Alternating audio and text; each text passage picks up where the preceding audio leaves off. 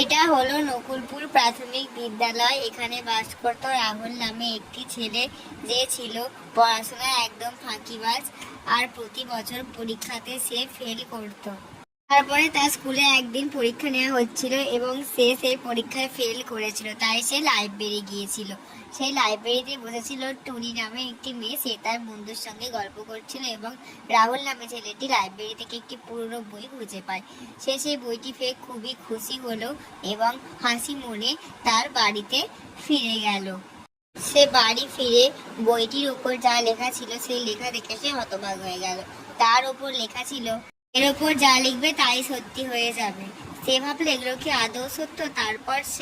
তারপর সে খাতায় লিখতে শুরু করলো এবং সে লিখতে থাকলো, আমার এখন অনেক মিষ্টি চাই। হঠাৎ করেই সে দেখলো তার কোলেতে অনেক মিষ্টি একটা থালা চলে এসেছে।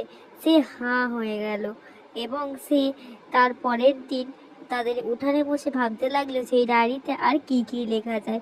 এই ভেবে সে সেই ডায়েরির ওপরে লিখতে লাগলো যে আমি অনেক ধনী হতে চাই। হঠাৎ করে সে তার সামনে একটি বড় বাড়ি চলে এলো এবং সে আনন্দে লাফাতে লাগলো। তারপরে দেখা গেল তার মা আসছে। তার মা তাড়াতাড়ি করে এলো এবং সে বাড়িটির দিকে তাকিয়ে অজ্ঞান হয়ে পড়ে গেল। ছেলেটি কাঁদতে থাকলো। তার মাকে ঘরে শুইয়ে রেখে ডায়েরিটা হাতে নিয়ে এটাই ভাবতে লাগলো যে ডায়েরি শুধু শখ পূরণ করে কিন্তু আনন্দ দেয় না।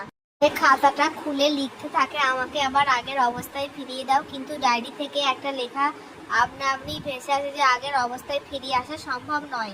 রাহুল হঠাৎ কেঁদে ওঠে এবং দেখতে পায় হঠাৎই খাতাটা জ্বলে উঠেছে এবং খাতা থেকে একটা কণ্ঠস্বর ভেসে আসে, সত্যিকারের জাদু কোনো ডায়েরির মধ্যে নয়, তোমার কাজের মধ্যেই সেই জাদু আসলে থাকে।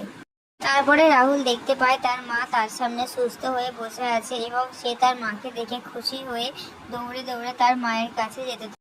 রাহুল তার মায়ের কাছে ক্ষমা চায়।